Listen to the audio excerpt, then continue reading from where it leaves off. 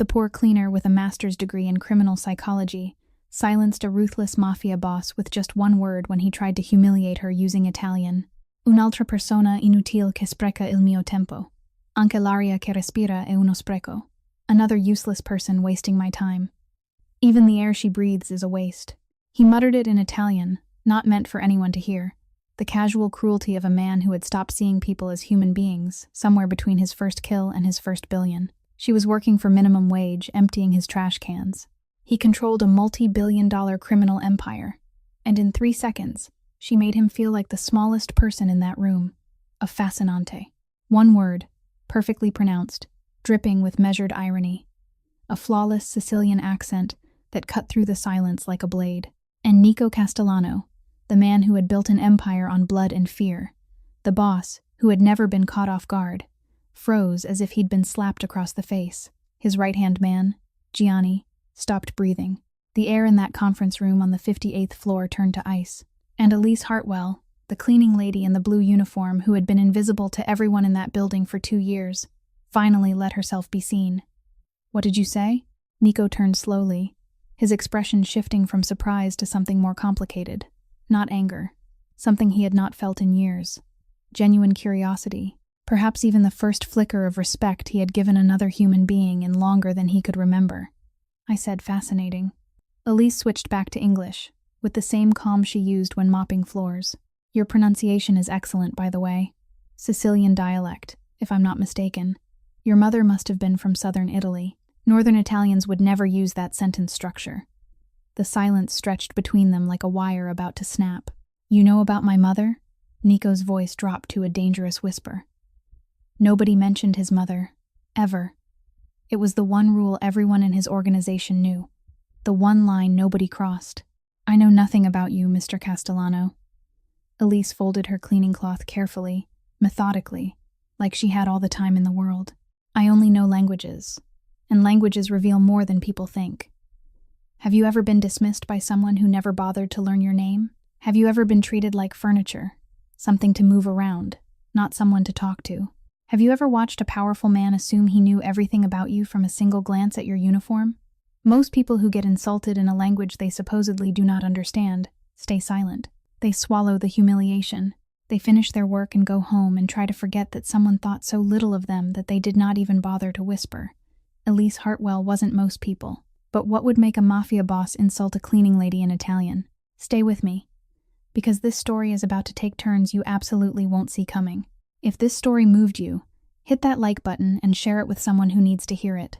Subscribe to our channel so you never miss another story that proves the most extraordinary people are often hiding in plain sight. Elise stepped out of the conference room with a calmness, as if she'd just finished wiping down an ordinary table. No one saw her hand tremble slightly as she pushed the cleaning cart into the elevator. No one knew. Her heart was pounding as if it wanted to burst through her ribs. She'd done what no one in this building dared to do. She'd looked the devil straight in the eyes and didn't blink. But now, alone in the elevator, she let herself breathe out, just for 1 second. Then she put on that familiar, invisible mask again and kept working. The 57th floor was still waiting. Then the 56th. Then 55. The night was long. She wiped each pane of glass, each tabletop, each corner of every room with the careful precision of someone who'd learned to turn work into shelter. As her hands moved along those familiar paths, her mind drifted elsewhere, to another room, to another person she used to be. 3 years earlier, she'd stood in a lecture hall at Columbia University, in a black suit and a pair of heels she'd saved for 3 months to buy. In front of her sat a panel of 5 leading professors in the field of criminal psychology. She presented her master's thesis on the psychological structure and behavioral patterns of Italian mafia organizations in America. Her voice was steady. Her eyes were bright. She knew she belonged there. Professor Harold Mitchell, her advisor, sat in the front row, nodding in approval at every point she made. When she finished, he stood up and shook her hand in front of everyone. "Excellent, Elise. You're one of the most talented students I've ever supervised. I want to invite you to continue into the doctoral program under my guidance." It was the most beautiful moment of her 24-year-old life. She didn't know it was also the beginning of the nightmare. 2 weeks later, Mitchell called her into his private office to discuss research direction. The door closed. He sat down beside her instead of behind his desk, the way he always did. His hand rested on her knee, then slid up her thigh. You know, Elise, in academia, close relationships between professor and student aren't rare. Elise shoved his hand away, sprang to her feet, and ran out of that room without looking back. She thought she'd escaped. She was wrong. 1 week later, she received an email from the disciplinary board.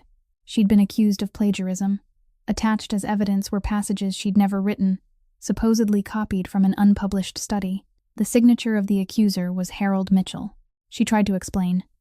She begged for a fair investigation. No one listened.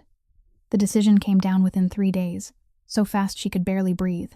She was expelled from the program. Her reputation was destroyed. The name Elise Hartwell became synonymous with cheater in New York's academic world. No school accepted her applications. No company called her in for an interview.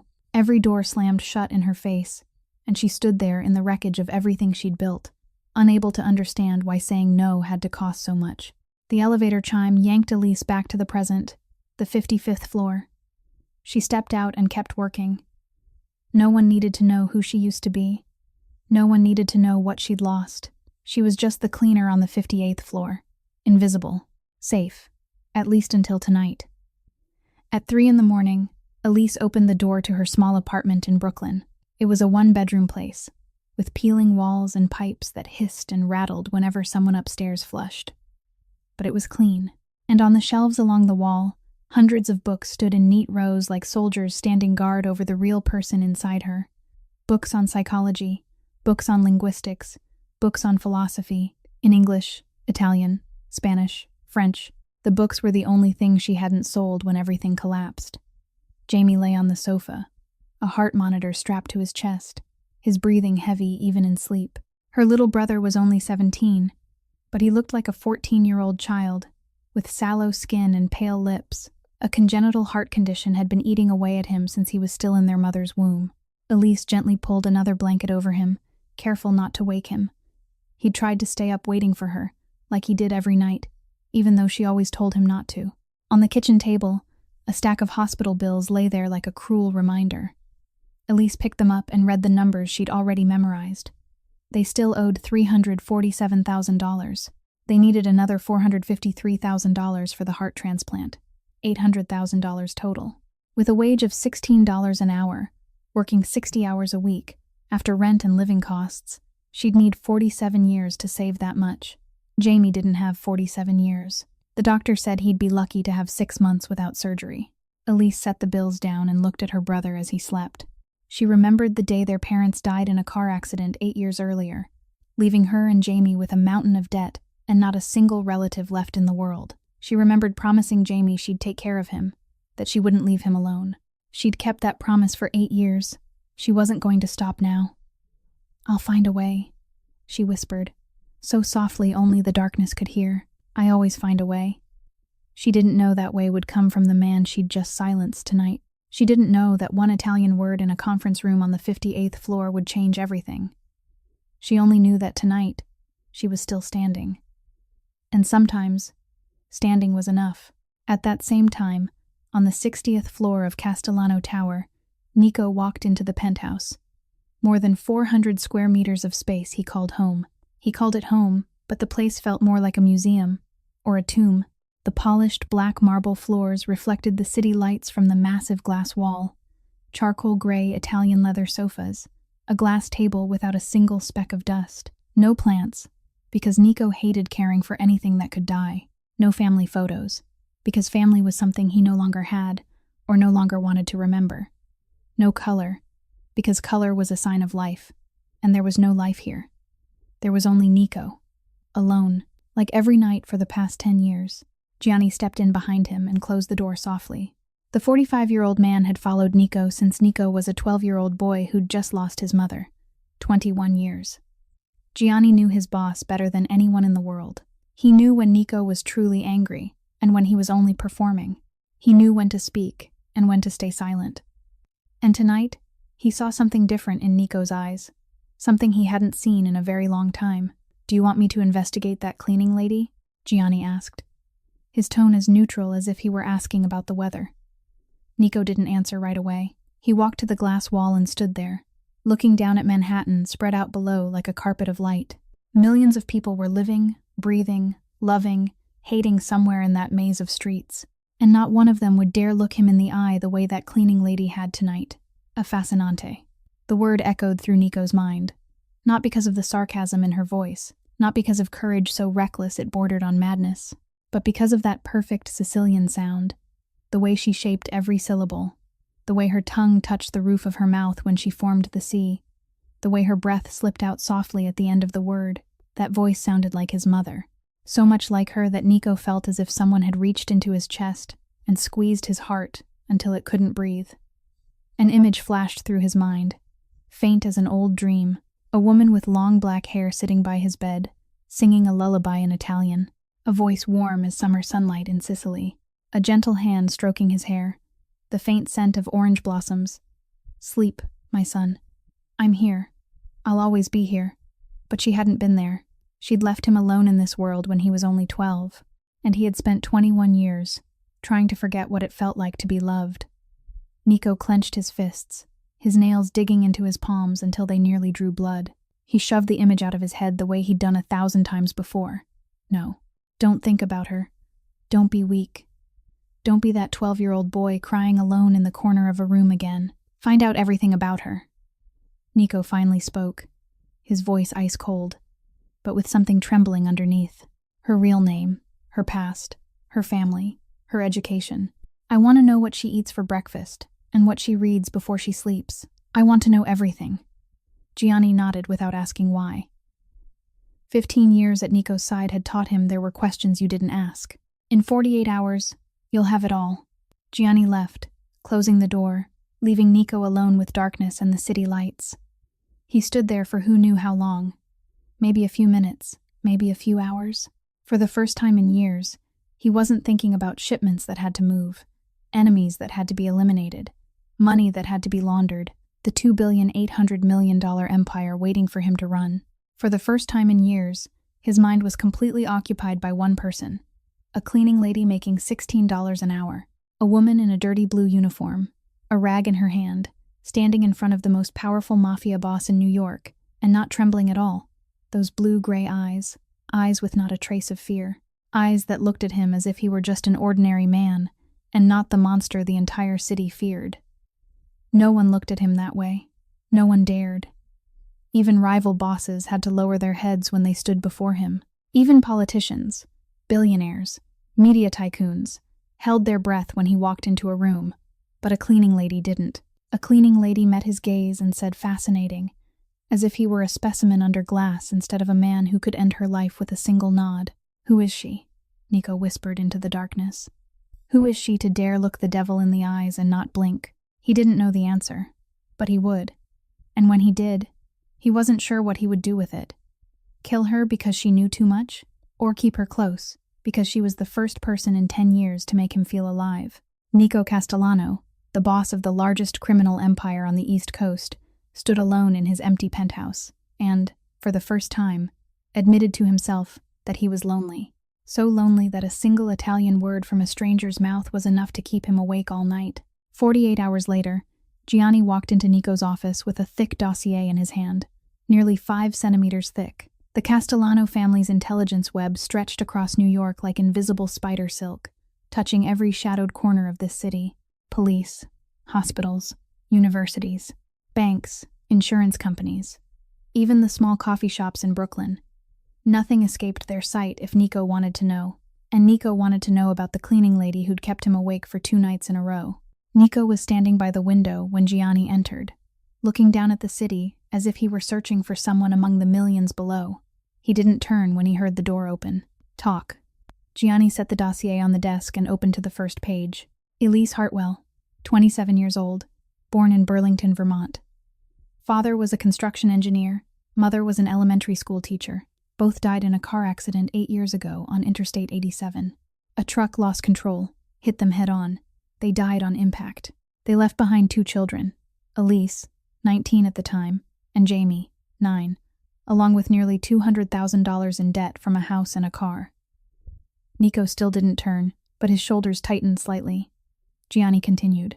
After her parents died, She sold the house, moved to New York, and went to school while working to support her brother.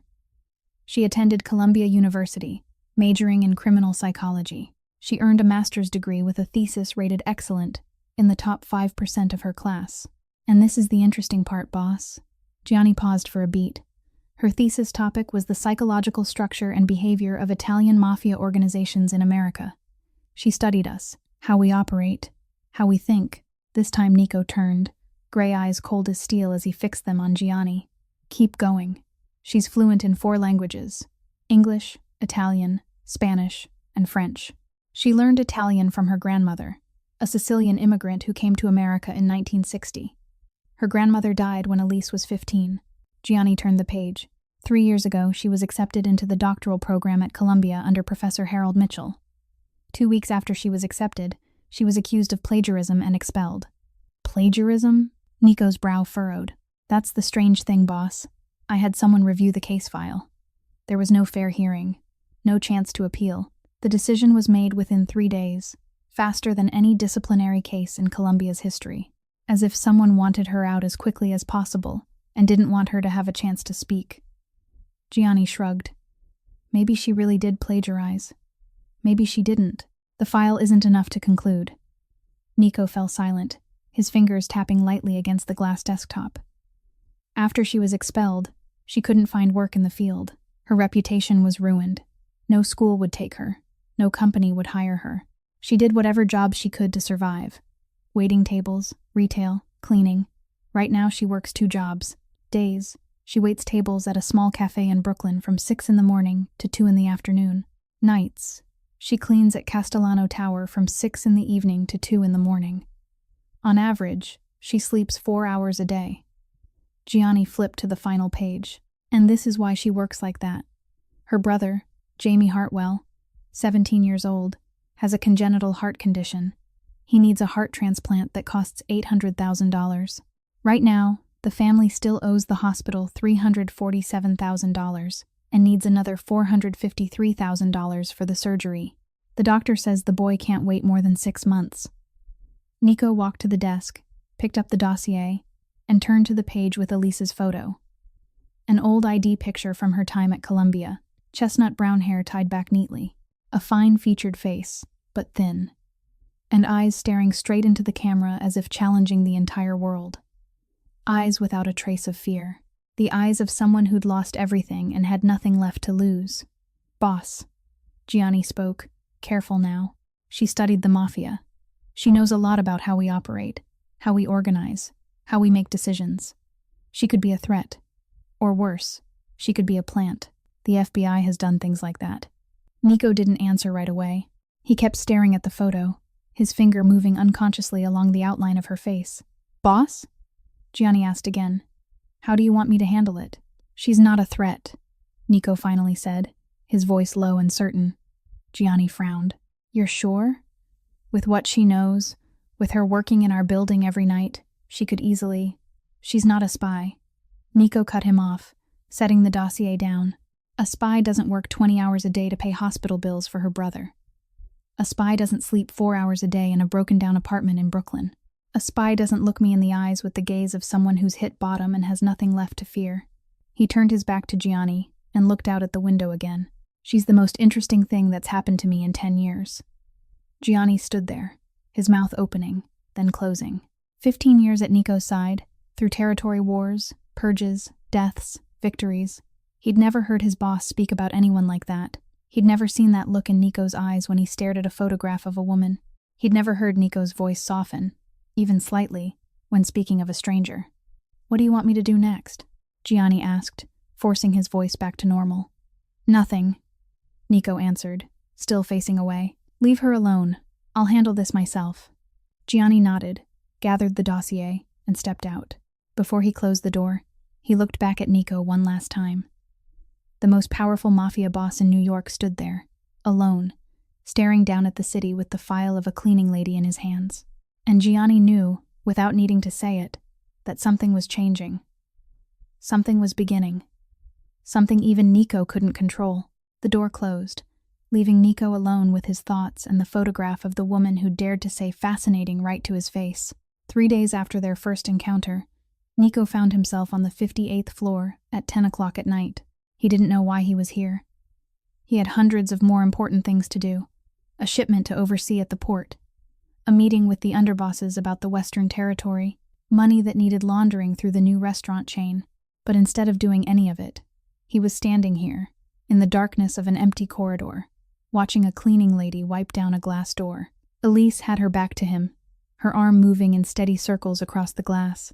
She wore that familiar blue uniform, her hair tied up high, her frame small but with something unyielding in every motion. She heard his footsteps. Nico knew she heard them because her shoulders tightened for the briefest moment, then eased again. But she didn't turn around. She didn't stop working. As if the most powerful mafia boss in New York was nothing more than a passing draft, not worth her attention. "Where did you learn Italian?" Nico spoke, standing a few meters away. Elise still didn't turn, kept wiping the glass. "Books, movies, real Italians." Her voice was calm, as if she were answering a coworker, and not a man who could end her life with a phone call. "My grandmother was Sicilian. She immigrated to America in 1960. She taught me Italian before I could read English." Nico took a few steps closer, shortening the distance. Elise Hartwell, 27 years old, born in Vermont, master's in criminal psychology from Columbia University, top 5% of her class, a thesis on the psychological structure and behavior of Italian mafia organizations in America. He paused, letting each word settle into the air. "And now you mop floors for the Italian mafia in America. Pretty ironic, don't you think?" This time Elise stopped. She set the cloth down and turned to face him. Those eyes met his without hesitation. No surprise. No fear. Only the calm of someone who'd known this was coming. "You did your homework," she said, her voice steady. "Good. Then you also know I was framed. You also know I didn't plagiarize anything. And you also know I had no choice but to take this job." Nico stepped closer. Then another step. The space between them narrowed, until only one step remained. Close enough that he could smell the bleach on her hands, the faint sweat after hours of work, and something soft underneath it, something like lavender. Close enough that he could see the tiny brown flecks scattered through her blue-gray eyes. Close enough that anyone else would have backed away, lowered their head, started to shake. Elise didn't move back. She stood there, lifting her chin to look up at him because he was nearly 20 centimeters taller. But somehow she didn't look small at all. She stood there as if they were equals, as if his $10,000 suit and her dirty blue uniform meant nothing. "You're not afraid of me," Nico said, his voice low and deep. It wasn't a question. It was the admission of something he still couldn't believe. "No," Elise answered, simple and final. "I'm not afraid of you. Do you know who I am? Do you know what I can do to you?" Elise tilted her head slightly, studying him as if he were an interesting specimen. "I know exactly who you are, Mr. Castellano. I spent 2 years studying people like you. I know you can order my death with a nod. I know my body could disappear, and no one would bother to look." She paused and drew in a slow breath. "But I also know this. I lost my parents at 19. They died right in front of me in the car crash I survived. I'm about to lose my brother because I don't have the money to treat him. I lost my career, my reputation, my future, because I dared to refuse to let a filthy old man put his hand on my thigh." Her voice stayed strangely calm, as if she were reading a grocery list instead of naming the tragedies of her life. "So tell me, Mr. Castellano, what can you do that's worse than what life has already done to me?" Silence. Nico stood there, his mouth slightly open, but no words came out. For the first time in his life, the boss of the largest criminal empire on the East Coast didn't know what to say. He'd faced rival gangsters with guns pointed at his head without flinching. He'd looked into the eyes of dying men without blinking. He'd ordered the most ruthless decisions without hesitation. But in front of this 27-year-old woman, with blue-gray eyes and a cleaner's uniform, he was completely disarmed. Elise waited a moment, then gave a small nod, as if the conversation were over. "If you don't need anything else, I have to get back to work. The 57th floor isn't finished, and I'm not paid to stand here talking." She turned back, picked up the cloth, and went on with her work as if Nico didn't exist, as if the confrontation that had just happened was nothing more than a small interruption in a long night. as if she'd been talking about the weather instead of laying her soul bare in front of a killer. Nico stood there a few more seconds, watching her small back, watching her arm move in steady strokes across the glass. Then he turned and walked away without another word. His footsteps echoed down the empty corridor, each step like an admission of defeat he couldn't bring himself to say aloud. Gianni was waiting outside the elevator, his face tight with worry. "Boss, are you okay?" Nico walked straight past without looking at him, stepped into the elevator, and pressed the button for the 60th floor. The doors slid shut, hiding the expressionless face of the Mafia boss with a storm raging inside him.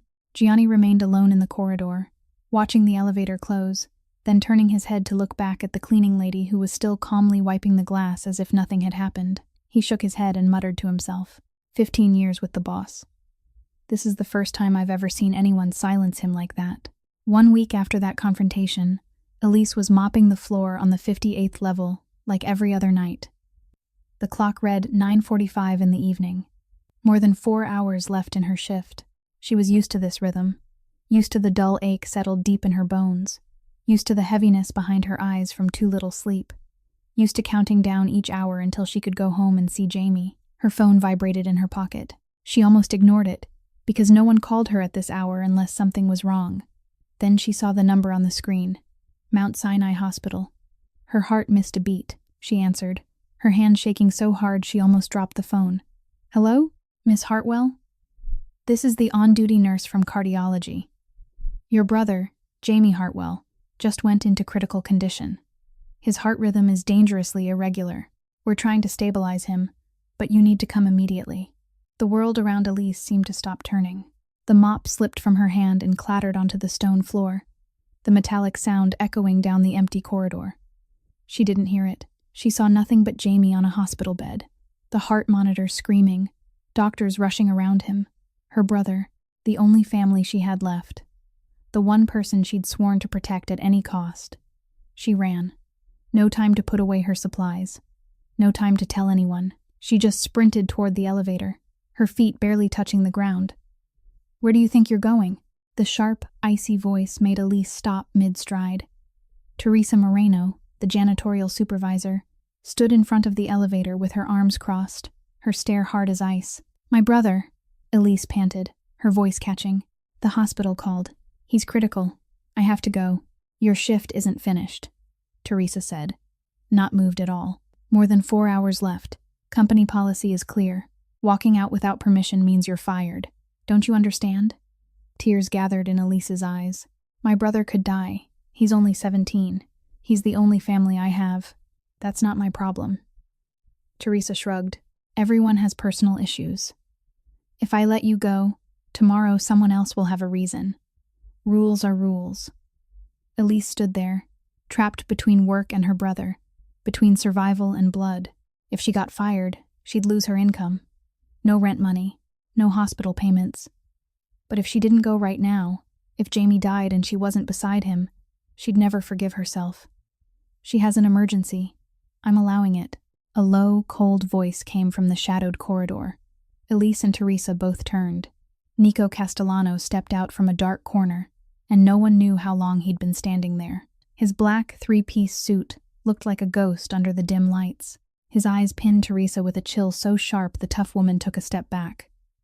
Mr. Castellano?" Teresa stammered, her face going pale as if she'd just seen death itself. "Do you have a problem with my decision?" Nico asked, his voice flat, yet filled with a threat everyone could feel. No, sir. Of course not." Teresa shook her head quickly and moved aside, eyes lowered, not daring to look at him. Nico turned to Elise, and his gaze softened a fraction when it landed on her, if only for a heartbeat. "Go. My driver is waiting downstairs. He'll get you to the hospital faster than any taxi in this city." Elise wanted to ask why. Why he was here. Why he was helping her. Why he cared. But there wasn't time. She only nodded, forced out a choked, "Thank you," and ran into the elevator. The doors slid shut, and she didn't see Nico standing there watching until the elevator disappeared. 20 minutes later, Elise burst into the cardiology unit at Mount Sinai, a cold white hallway. The bite of disinfectant in the air, the steady beep of machines from patient rooms. She found the emergency room where Jamie lay, but a nurse stopped her. "The doctors are working. You have to wait outside." Elise sat down on a freezing plastic chair in the hallway, her hands clenched so tight her knuckles blanched white. She didn't cry. She didn't pray, because she didn't know who she could pray to. She just sat there in silence, fear coiled in her chest like a snake squeezing her heart. An hour later, Dr. Chen came out. Her face was tired, but not hopeless. That was a good sign. Elise jumped to her feet. "He's stable now," Dr. Chen said, and Elise felt as if someone had lifted a 1,000-pound stone off her chest. "But Miss Hartwell, we can't delay any longer. Jamie's heart is failing faster than we expected. The transplant needs to happen within 6 weeks. If not..." She didn't finish. She didn't have to. They both understood. "How much is still missing?" Elise asked, her voice gone rough. $453,000. Dr. Chen looked at her with an expression that held both compassion and helplessness. "I know that number is unimaginable. I wish I could do more, but..." Elise nodded. "I understand. Thank you for saving my brother tonight." Dr. Chen gave her shoulder a light pat and walked away. Elise sat back down, staring into the empty air with hollow eyes. $453,000. 6 weeks. She needed $453,000 in 6 weeks. On $16 an hour. It was impossible. Completely impossible. At the same time, a few miles from the hospital, Gianni was on the phone with Nico. "Boss, the boy's stable. But it's not good. He needs surgery fast." $453,000. Silence on the other end. Then Nico's voice came through, firm and without hesitation. "Move the boy to a VIP room. The best doctor in the hospital. The best equipment. I want him cared for like he's a prince." Gianni hesitated. "The cost? Send the bill to me? All $453,000? All $800,000 if it comes to that. I don't care about the number. I only care that the boy lives." Nico paused. "And don't let her know. Not one word." Gianni went quiet for a long moment. 15 years with Nico, and he'd never heard his boss talk about someone like this. Never seen him spend money on anyone without business advantage or political scheming behind it. "Boss? Why?" Nico didn't answer, only the dead tone of a disconnected call. 15 minutes later, a nurse approached Elise, where she sat in the hallway. "Miss Hartwell? I have good news.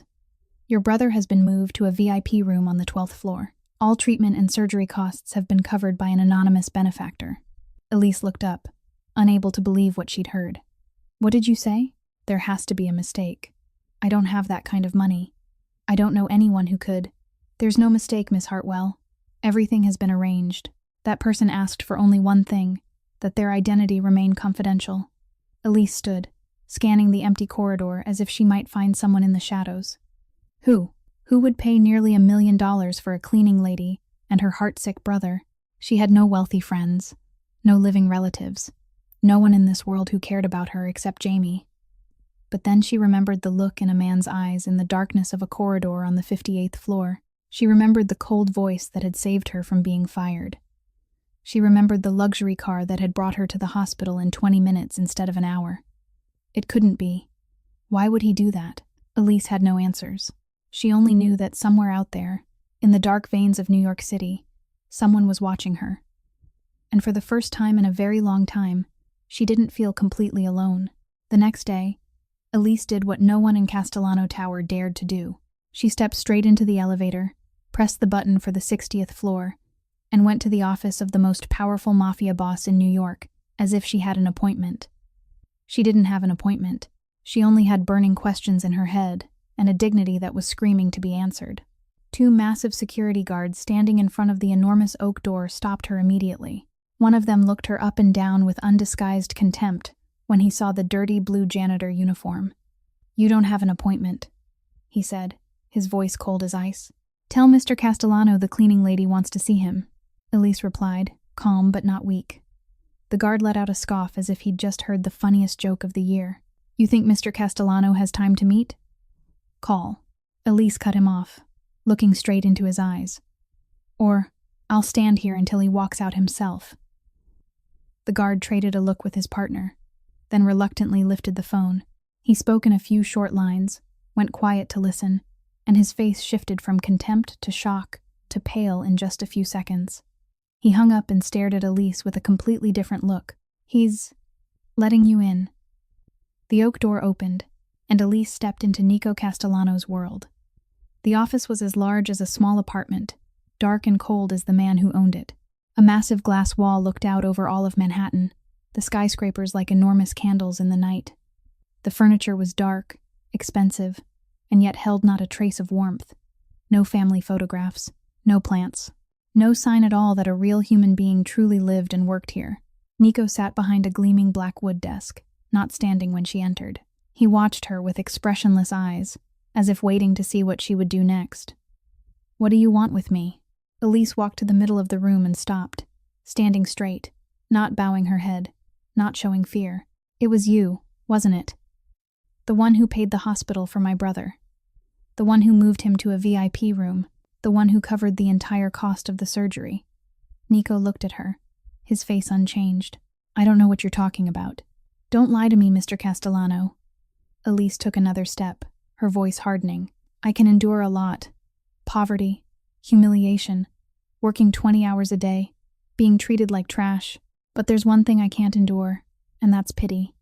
I hate pity more than poverty. So tell me the truth. Why did you do this?" Silence stretched out.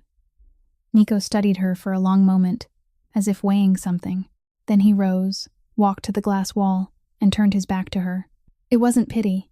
Then what was it?" Elise asked. "An investment." Elise frowned. "An investment? In what? A cleaning lady who makes $16 an hour?" Nico turned back, and for the first time Elise saw something else in those eyes.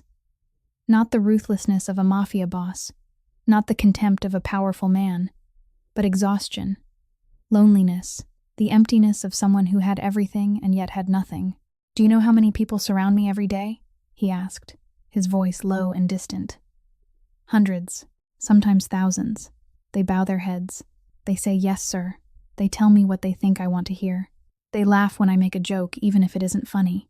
They agree with every decision I make, even if that decision might be wrong. They all lie. Out of fear, out of greed, because they need something from me." He paused and looked straight into Elise's eyes. "Then you showed up, a cleaning lady in a dirty blue uniform with calloused hands. You looked me in the eye and told me I was wasting air. You didn't bow, you didn't shake. You stood there and told me things no one has dared to say in 10 years. Elise stayed silent, not sure how to respond. "That's what I invested in," Nico continued. "Not the cleaning lady, not your master's degree, but the truth. The ability to look me in the eye and say what I need to hear instead of what I want to hear. Do you know how rare that is? Do you know how long I've been looking for it?" Elise looked at him, and for the first time she didn't see a mafia boss. She saw a man lonely down to the bone, surrounded by hundreds of people and yet with no one truly beside him. Like her, exactly like her. "I'll pay it back," she said, her voice softer now. "Every dollar. No matter how long it takes. Even if I have to work until I die. I don't want to owe anyone anything." Nico smiled, a small, sad smile. "I knew you'd say that. That's exactly why I did it. Because you're the kind of person who will pay it back. Because you're not the kind of person who can accept something for free without feeling indebted. Because you have something money can't buy and power can't force. Dignity." Elise nodded slowly and turned toward the door. But when her hand touched the doorknob, she stopped. "Thank you," she said without turning around. "Even if I don't want to owe you anything, I still have to say thank you. For my brother." "You don't owe me." Nico's voice came from behind her, gentler than it had ever been. "Consider it that I'm paying a debt of my own." Elise wanted to ask what debt, but she knew this wasn't the moment. She opened the door, stepped out, and left behind a mafia boss standing alone by the window, looking down at the city with eyes full of secrets she couldn't yet understand. But she would understand. She knew she would, because somehow their fates had begun to weave into each other like invisible threads, pulling two people from two different worlds closer, day by day. 5 days after the conversation in his office, Elise sat alone in the employee break room during her lunch break.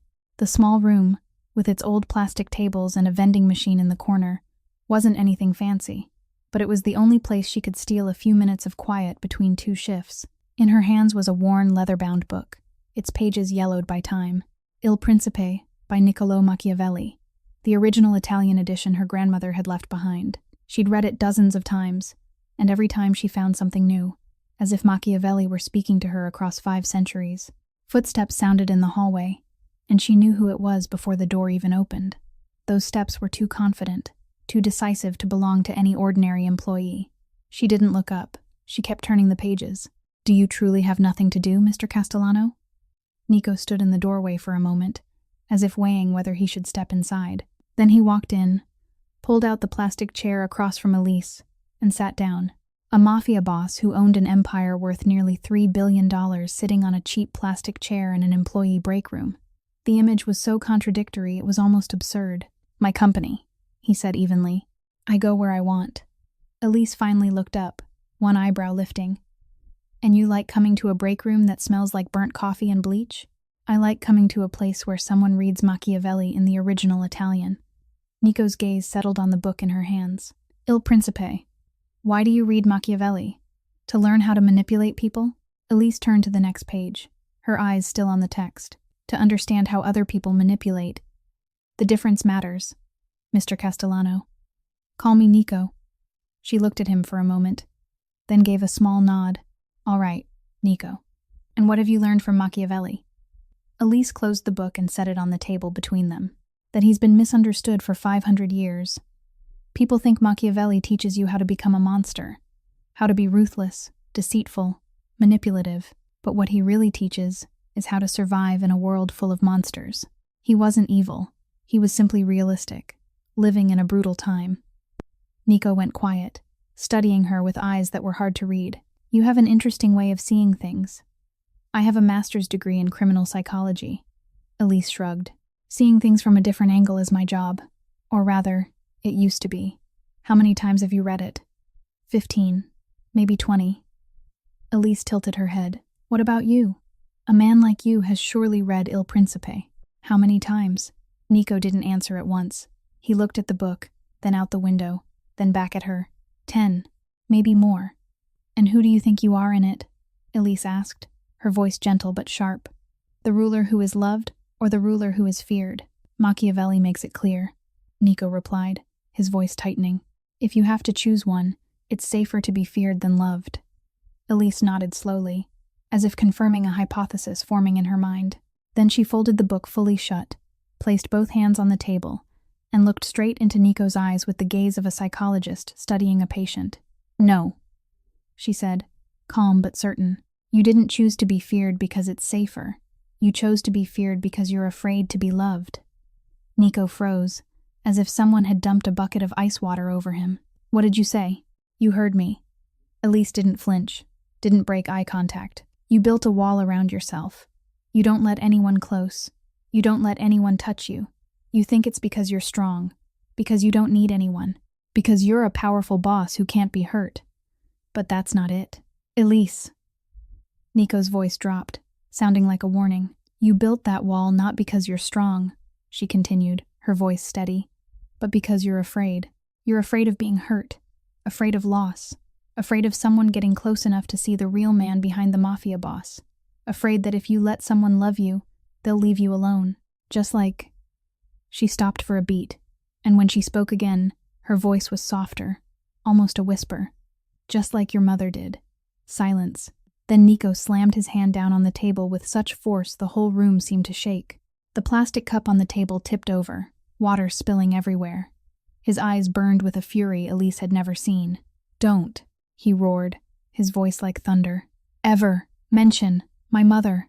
Elise didn't move, didn't blink, didn't retreat by even a centimeter. She sat there, as calm as the surface of an autumn lake, looking into the storm in his eyes without trembling. "See?" she said, her voice gentle, as if she were speaking to a crying child. "I'm right." Nico stood there, breathing hard, his chest rising and falling with rage, but no words came out. No argument. Nothing to refute her. She'd seen through him, through the expensive suit, through the power, through the fear he planted in other people. And she'd found the 12-year-old boy crying alone in a corner after losing his mother. He turned and walked toward the door with heavy steps, but before his hand reached the doorknob, Elise's voice came from behind him. "You're not afraid of anything at all, are you, Nico?"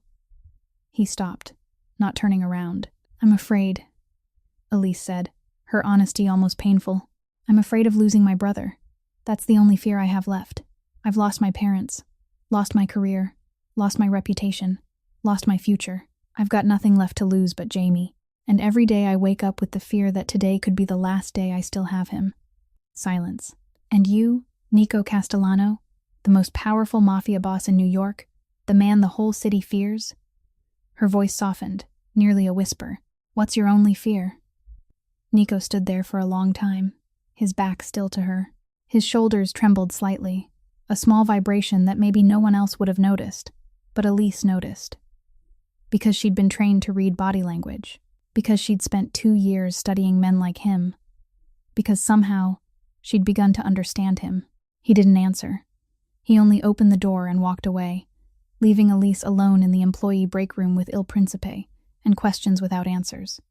But she already had the answer. She'd seen it in the tremor of his shoulders. In the long silence before he left, in the fury that exploded when she spoke of his mother. Nico Castellano's only fear was loving someone and losing them again. Like her. Exactly like her. That night, after the conversation in the employee break room, Nico couldn't sleep. He lay on the king-size bed in the vast bedroom of the penthouse, staring up at the ceiling in the dark, and he couldn't stop thinking about what Elise had said, about the wall he'd built around himself, about the fear of being loved, about his mother, about everything he'd buried deep inside for 21 years and believed no one could touch. She had touched it. She had seen straight through him in only a few short minutes, and it made him angry and afraid and, strangely, a little relieved. At 2 a.m, he couldn't stand it anymore. He reached for his phone and called Gianni. "Boss?" Gianni's sleepy voice came through. "What is it?" "Find out about Professor Harold Mitchell, Columbia University, the psychology department," Nico said, his tone cold and final. "I want to know everything about him. His past, his present, the secrets he hides, the sins he covers up. Everything." There was silence on the other end for a moment. "Mitchell? The one who accused Elise of plagiarism?" "Yes. Understood." Gianni didn't ask anything else. "I'll have it in a few days." 3 days later, Gianni walked into Nico's office with a new dossier, thicker than the file on Elise. He set it on the desk, his expression hard to read. "You're not going to like what I found," Gianni said. "Talk." Harold Mitchell, 62 years old, professor of psychology at Columbia for 30 years. Respected by colleagues, admired by students. On the outside, a distinguished scholar. Gianni paused and drew a breath. But on the inside, he's a monster. I found at least 3 cases of female students he harassed before Elise. 3 young women, smart, full of promise, just like Elise. Nico's hand tightened into a fist. They all stayed silent. Gianni continued. One transferred after Mitchell threatened to destroy her career if she spoke. One dropped out completely, and now waits tables in a small town out of state. The third tried to report him, but without evidence, she was treated like she was making it up, and she had to leave the school in silence. No one believed them. Mitchell has too much status, too much protection, too much skill at covering his tracks. And Elise? Elise is the only one who refused him outright, the only one who shoved his hand away and ran, the only one who wouldn't play by his rules. Gianni shook his head, and because of that, she was punished the hardest. Mitchell didn't just want her out. He wanted to destroy her completely. Make sure no one believed her. Make sure she could never return to academia. He wanted to turn her into a lesson for anyone who dared to tell him no. Nico said nothing, but Gianni could see his jaw clenched, the veins standing out at his temples. "There's more, boss," Gianni said, his voice edged with bitter irony. "Mitchell is about to receive Columbia's Outstanding Educator Award in 2 weeks. Big event, press coverage, live broadcast. He'll stand on a stage, smiling, taking applause from hundreds of people, while the woman he ruined scrubs floors for $16 an hour. He destroyed her life," Nico said, his voice low and dangerous. "And now he's honored? Life isn't fair, boss, especially for people without power." Silence stretched on. Then Gianni asked carefully, "How do you want to handle it? Traditional or different?" Nico knew what Gianni meant. Traditional meant a bullet in the night, a staged accident, a disappearance with no trace. It was how the Castellano family had solved problems for generations. Quick, efficient, ruthless. But Nico thought of Elise, of those eyes meeting his without fear, of her calm voice as she analyzed his mind like she was reading a book, of the way she'd said Machiavelli didn't teach people how to become monsters. He taught them how to survive among monsters. If Nico killed Mitchell, he'd prove her wrong. He'd prove he really was the monster the world believed him to be. "No," he said, certain. "No violence. There are other ways to destroy a man. Mitchell used false truth to destroy Elise. We'll use real truth to destroy him." Gianni stared at his boss, surprised, but he didn't speak. 15 years with Nico, and it was the first time he'd ever seen him choose not to use violence when he could. At the same time, on the 40th floor of Castellano Tower, Elise was pushing her cleaning cart into the elevator when the doors opened and a young woman stepped inside. She looked about 30, with long black hair, gray eyes exactly like Nico's, wearing an expensive designer dress, and carrying a Hermes bag, but she didn't have the arrogance Elise had seen in other wealthy people. She had a gentle smile and curious eyes. As she stepped in, she caught her foot on the threshold and dropped her handbag. Everything inside spilled across the elevator floor. "Oh no," she gasped, crouching down in a hurry to gather her things. Elise automatically knelt to help, picking up a lipstick that had rolled to the corner, a leather wallet, a few papers. "Thank you," the woman said as Elise handed them back. "I'm terribly clumsy. It's nothing." Elise gave a small smile. The woman looked at her for a moment, her head slightly tilted. "You speak differently from everyone else here." "Different how?" "You seem educated. The way you choose your words, the way you look at things. You don't seem like an ordinary cleaner." Elise gave a faint shrug. "A uniform doesn't define a person." The woman laughed, a warm, genuine sound. "I like that, a lot." She held out her hand. "I'm Francesca."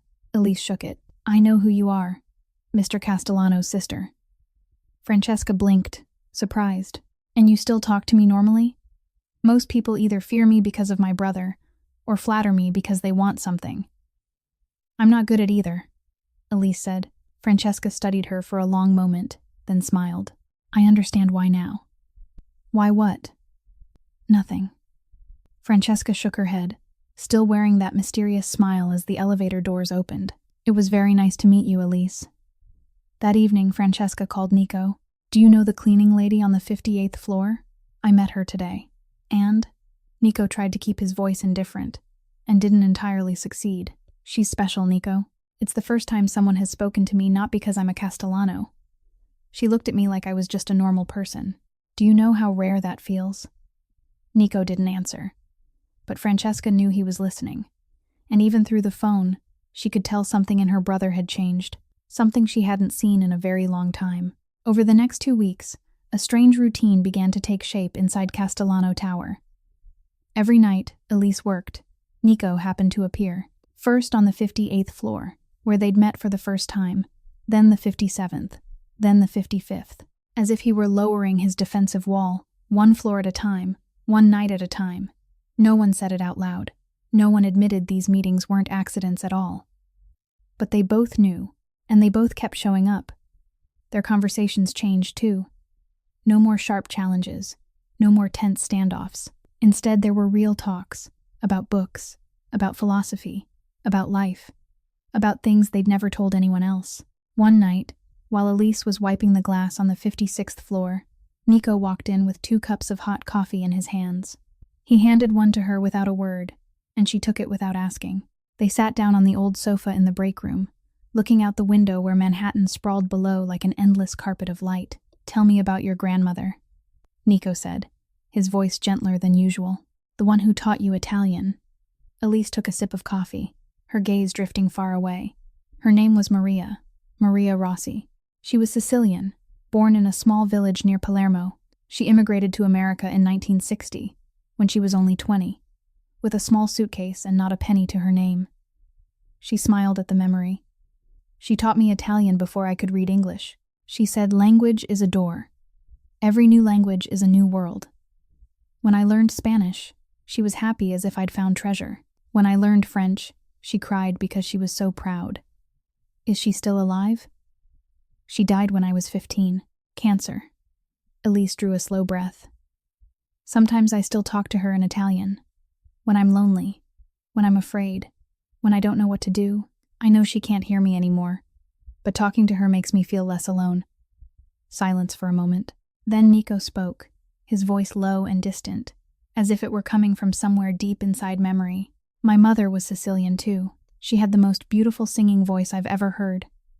He didn't look at Elise. His eyes turned toward the window, but he wasn't really seeing anything. Every night, she sang me lullabies in Sicilian. Old songs she learned from her mother, passed down through generations. I don't remember all the words, but I remember the melody. I remember her voice. I remember the feeling of being safe when I heard her sing. Elise didn't speak. She only listened. She knew this was the first time Nico had spoken about his mother without anger, without pain, without building a wall to block the memory out. She used to tell me that real power isn't in making people afraid. Nico continued, as if he were pulling each word out of the past. She said real power is in making people trust you. Trust you. Trust that you'll do the right thing.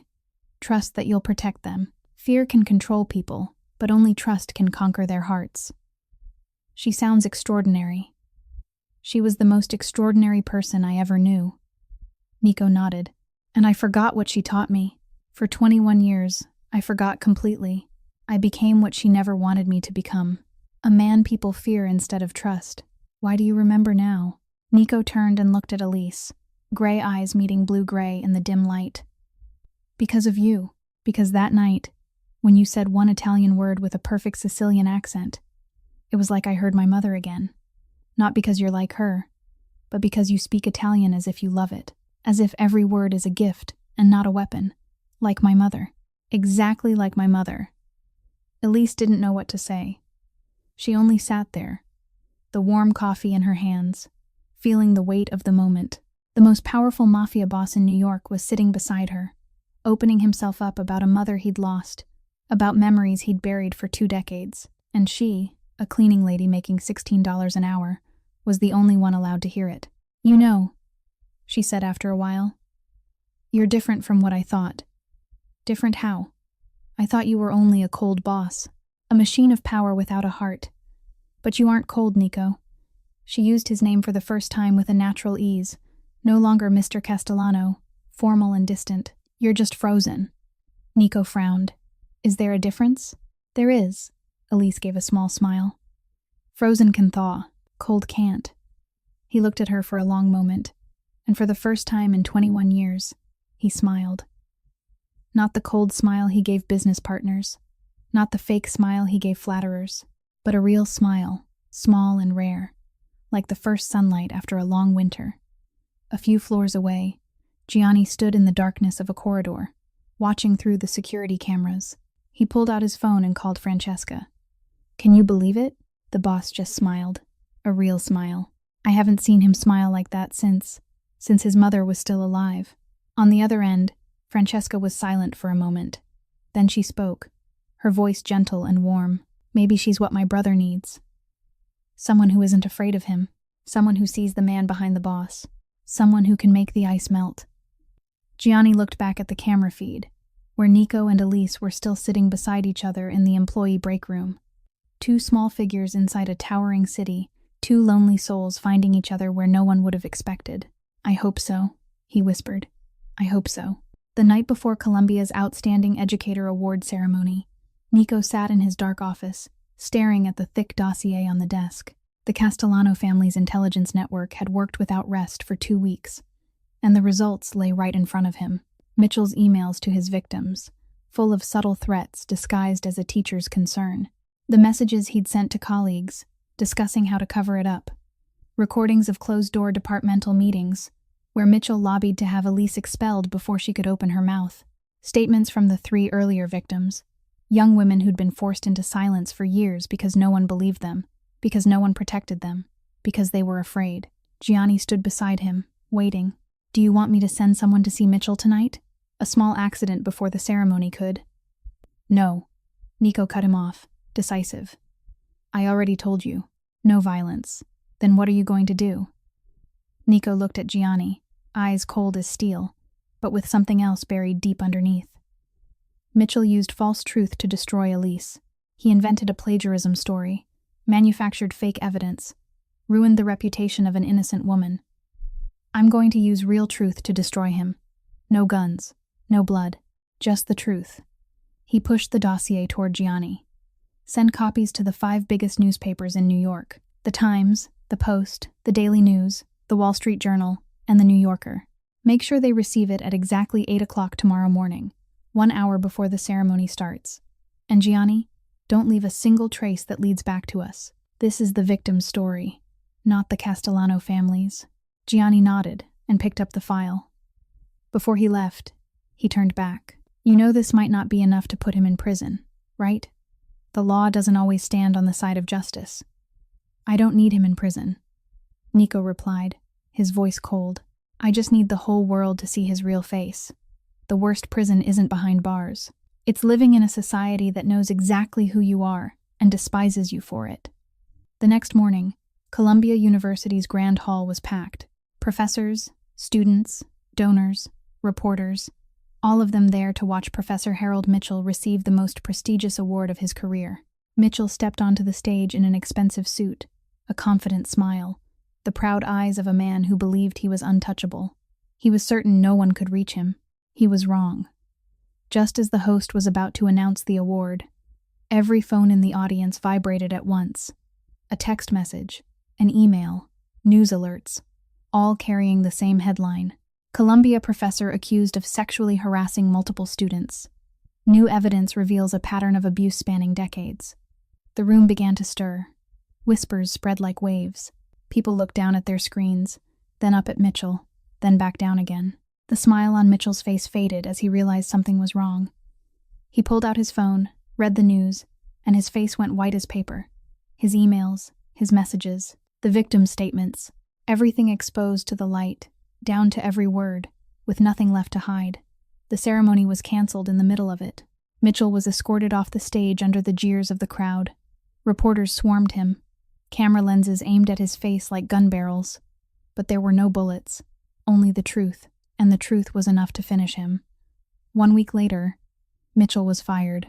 Columbia opened an internal investigation, and when 3 more victims came forward with additional evidence, the police opened a criminal investigation. His 30-year career collapsed, not because of a bullet, but because of the truth he'd tried to silence for years. And then Elise's phone rang while she was mopping the floor on the 57th level. Miss Hartwell? This is the office of the chair of the psychology department at Columbia University. We want to review your case. There is new evidence indicating the plagiarism allegation against you was false and motivated by personal retaliation. If you agree, we will fully restore your reputation and invite you to return to complete your doctoral program. Elise stood there with the phone in her hand, unable to believe what she was hearing. 3 years. 3 years living in darkness, branded a cheater, doing jobs no one wanted, watching her dream shatter into pieces. And now 1 phone call could change everything. She knew it wasn't random. She knew who was behind it. That night, she went to Nico's office. It was you, she said, standing in the middle of the vast room. You were behind all of it. Mitchell, the press, Columbia calling me.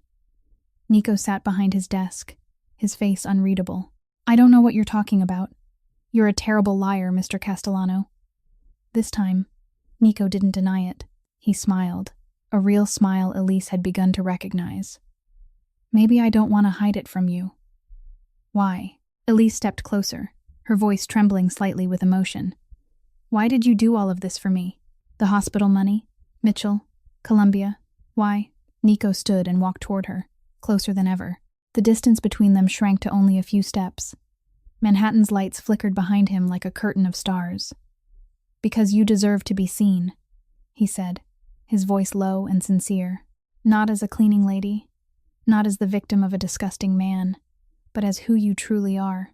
A smart, brave, unbreakable woman who looked me in the eye and told me the truth when no one else dared. He paused, drew a breath as if preparing to say something difficult. And because for the first time in my life, I want to do the right thing. For someone who isn't me, For someone who deserves it. Elise looked at him, and for the first time she didn't see a mafia boss. She didn't see the killer the whole city feared. She only saw a man. A lonely man trying to find his way back to the light. "Thank you," she whispered, her voice catching. "Thank you for giving me a second chance." "Don't thank me," Nico answered, his eyes never leaving hers. "You saved yourself by never giving up. I only opened the door.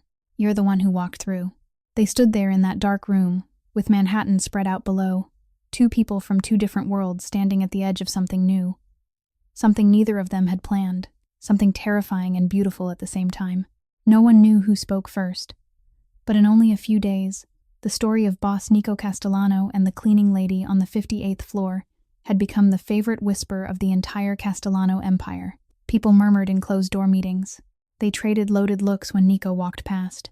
No one dared to say it outright, but everyone knew. The coldest boss in New York was softening for a woman. And that rumor, like every important rumor, eventually reached the ears of the one person who shouldn't have known. Salvatore Castellano, 68 years old, the former boss of the family, the man who built this criminal empire from nothing but his bare hands and the blood of his enemies. He had retired 5 years earlier, handed the throne to his son, and withdrawn to a mansion in the suburbs of Long Island like an old king who had abdicated. But no one in the family dared to believe Salvatore had truly let go. He still had eyes and ears everywhere. He still knew everything that happened inside the empire he'd created. And he still had the power to destroy anyone who dared to defy his will. Nico's phone vibrated at 11 at night. He looked at the screen, and his body went rigid as if he'd been plunged into ice water. 2 words glowed back at him. "Father, calling," he answered, his voice calmer than what he felt. "Dad." "Nico." Salvatore's voice came through the line, low and cold as stone. The same voice that had haunted Nico for years in dreams and nightmares. "I've heard some very interesting rumors about you lately." "What rumors?" "Don't play innocent with me, my son." Salvatore laughed, a hard laugh with no warmth in it. "Are you making yourself a joke for all of New York? I hear you're paying attention to a cleaner, a janitor making $16 an hour. You, the heir to the Castellano empire, the man this whole city fears? You're infatuated with a woman holding a mop? That's none of your business." Nico's voice tightened. "Everything that involves the Castellano family is my business," Salvatore snarled, the pretense of patience vanishing. "I spent my entire life building this empire. I sacrificed everything, did everything, so you could have the position you have today. And now you're going to ruin it all for a girl? She has a master's degree from Columbia. She's not what you think. That's worse." Salvatore dismissed it with pure contempt. "An educated failure. A woman who once had everything and lost it. She'll drag you down with her. She'll make you soft, distracted. She'll make you forget who you are and what you're supposed to do." He paused, then continued in a voice sharp as a blade. "Just like your mother did to me." Something inside Nico ignited. "Don't mention my mother." Silence on the other end. Heavy silence, threatening silence. Then Salvatore spoke, colder than ever. "You're still that weak, Nico? You still can't hear your mother's name without losing control? That's exactly what I feared. That's exactly why I have to intervene." He drew a breath. "I'll give you 1 week. 1 week to cut ties with that girl. Forget her. Go back to being the man I taught you to be."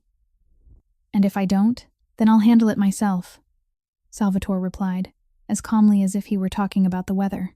"And you know how I handle things.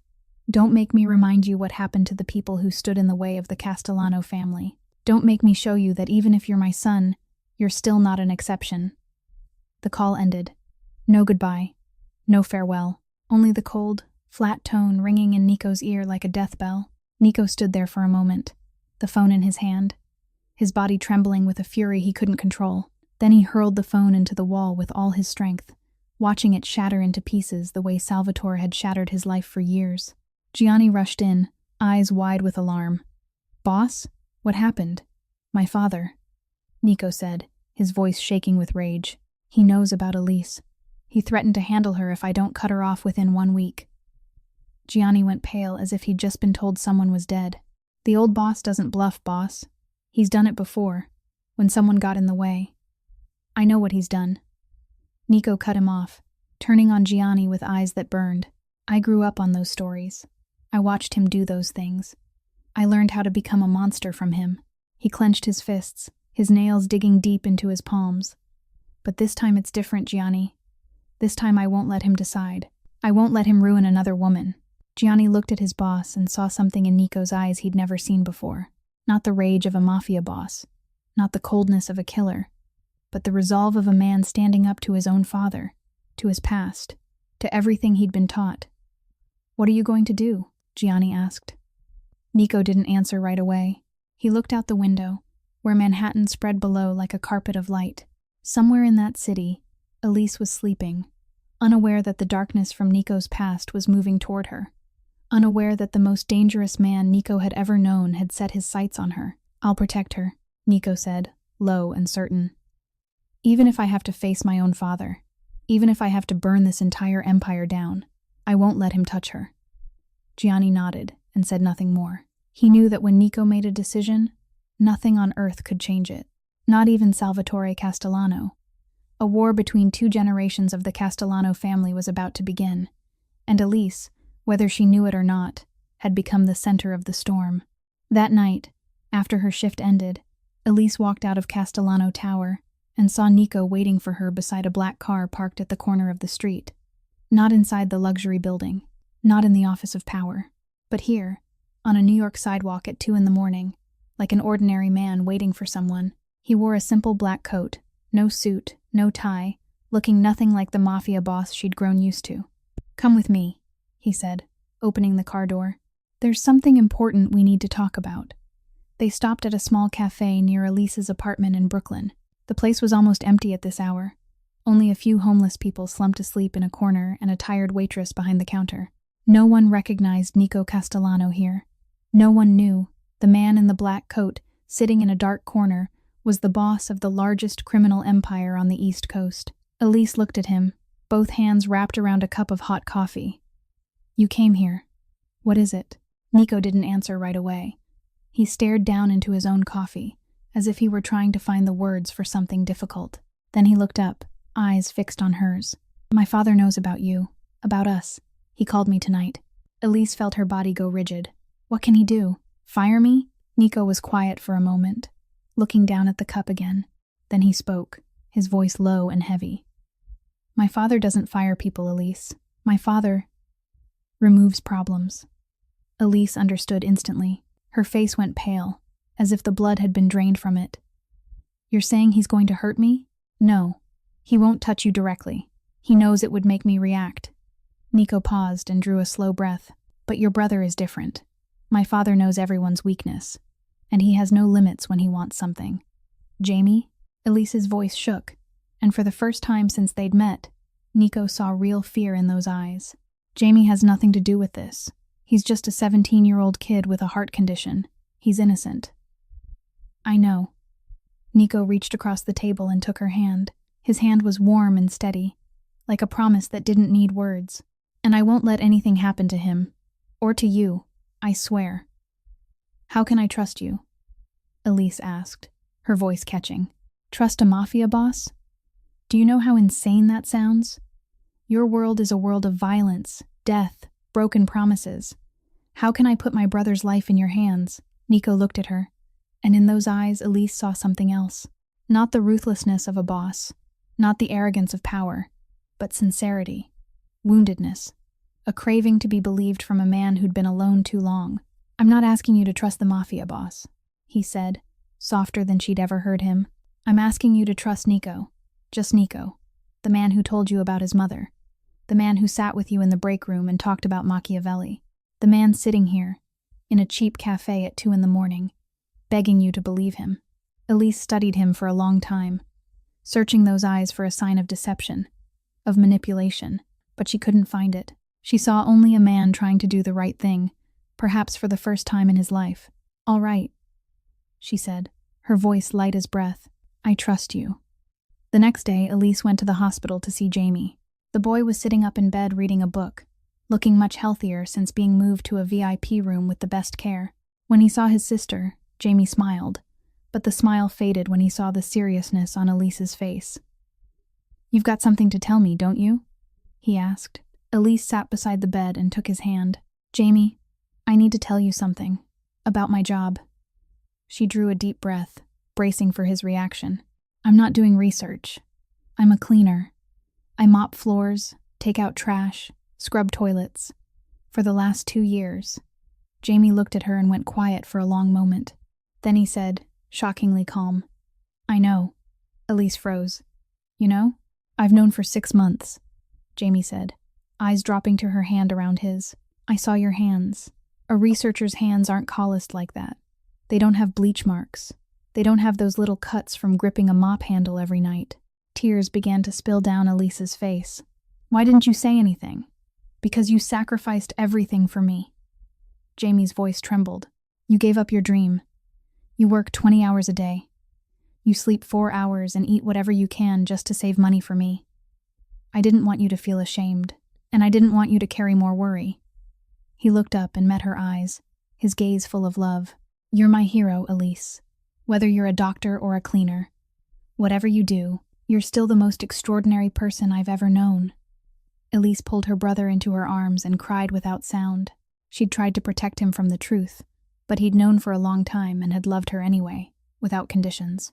When she finally let go, Jamie asked, curious now, "And the man who paid the hospital, who is he?" "He's complicated," Elise answered, wiping her tears, "but he's trying to become better." "Does he love you?" Elise was silent for a moment. "I don't know what love looks like anymore, Jamie. I think I've forgotten." Jamie smiled, a smile older than his years. "Maybe love looks like someone willing to fight the whole world for you, even his own father."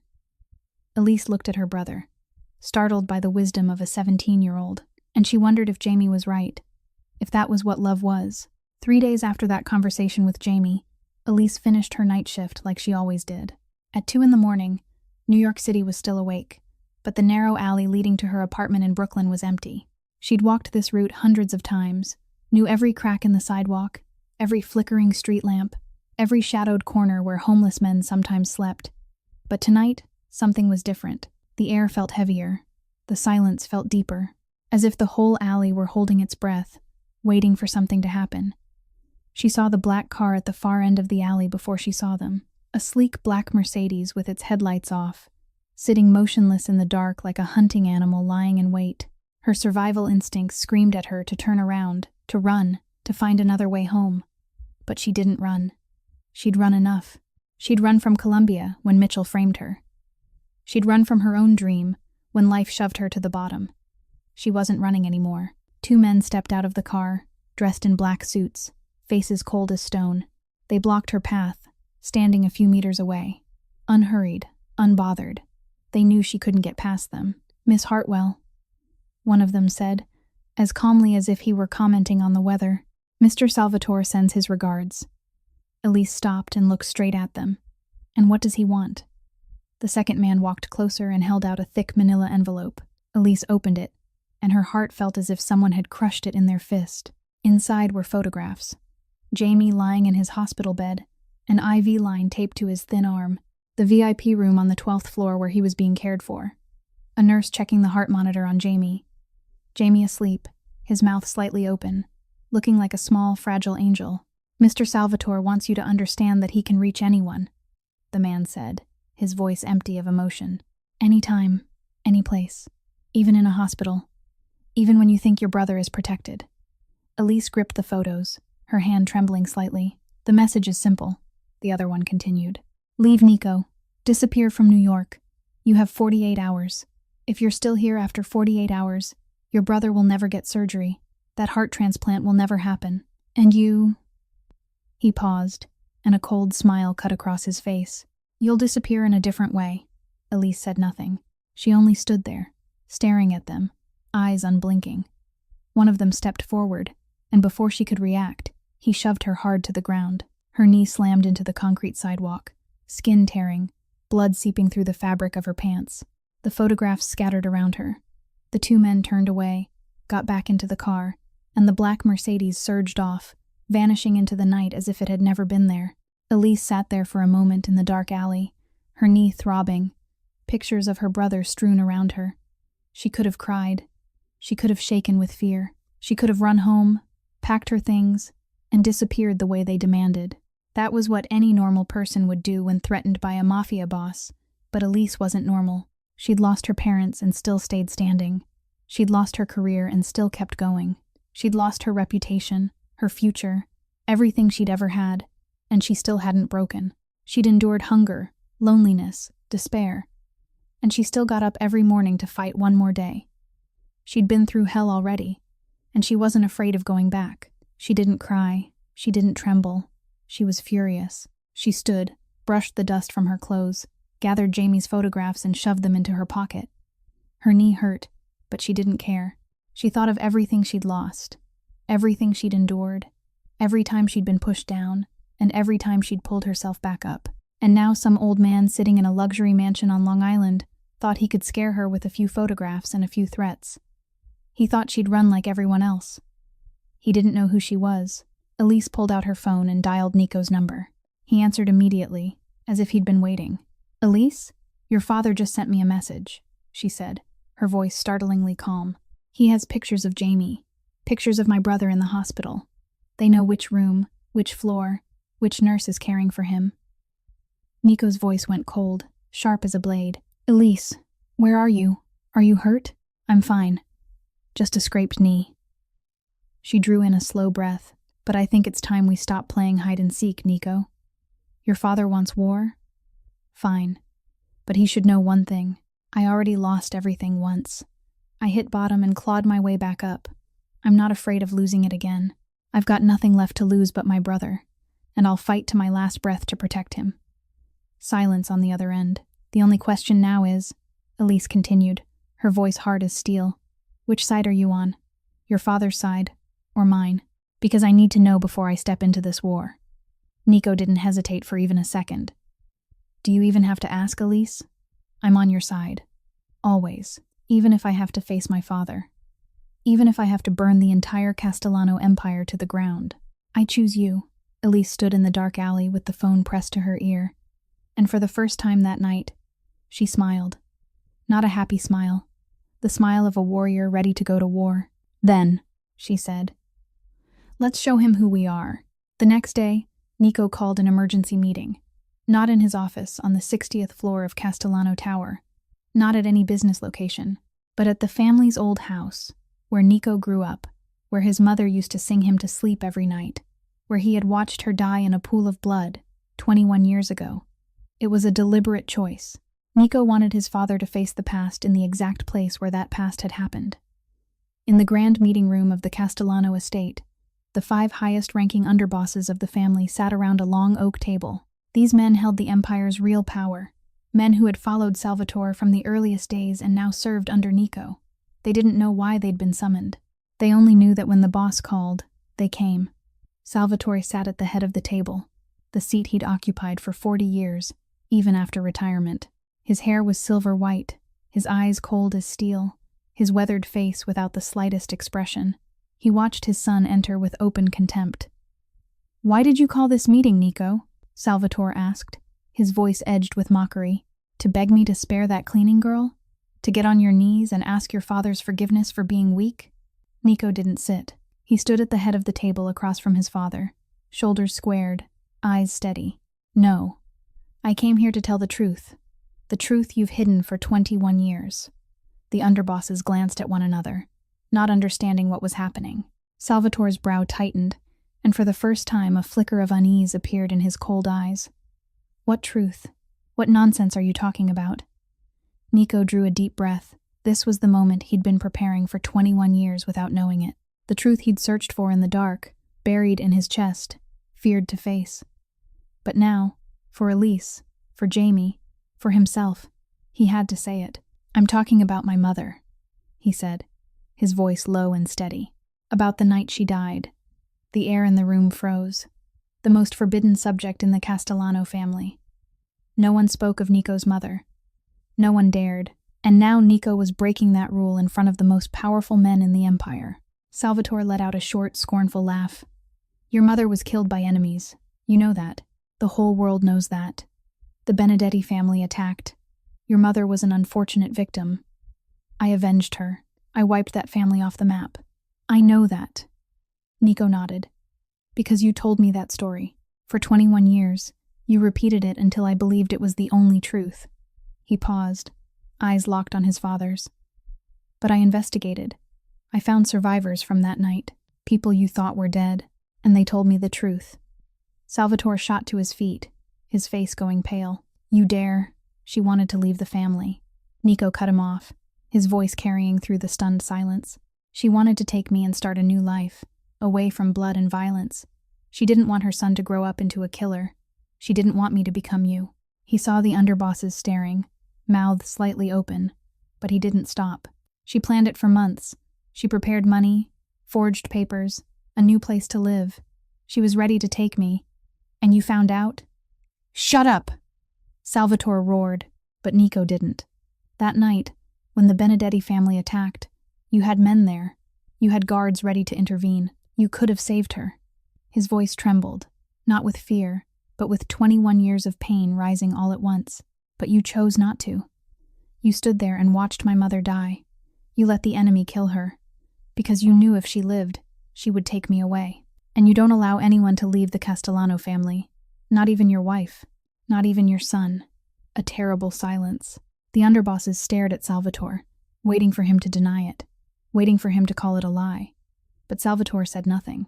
His face was stone, but his eyes held none of the shock of an innocent man being falsely accused, only the anger of someone who'd been exposed. You let my mother die, Nico said, each word like a blade cutting the air, to keep me here, to turn me into your instrument, to make sure your empire had an heir. Nico stepped forward until he stood directly in front of his father. I thought it was my fault. For 21 years, I thought if I'd been stronger, faster, I could have saved her. I lived with that guilt every day, every night, in every nightmare. I became a monster because you told me it was the only way to make sure no one could ever hurt me again. His voice caught. But the truth is, you hurt me more than anyone. You took my mother. You took my childhood. You took my ability to love. You turned me into the thing I hate most. Salvatore finally spoke, his voice cold as ice. I did what was necessary for the family. Your mother was weak. She would have destroyed everything I built. She would have made you weak like her. My mother wasn't weak, Nico thundered. She was brave. She stood up to you. She said no to you. She dared to dream of a different life, something no one in this room has dared to do for 40 years. He turned to the underbosses, until today. He looked back at his father, eyes burning. From now on, I'm in control, completely. There is no old boss anymore. No more midnight calls, no more threats. You go back to Long Island and live the rest of your days in silence. You dare Elise Hartwell and her brother are protected.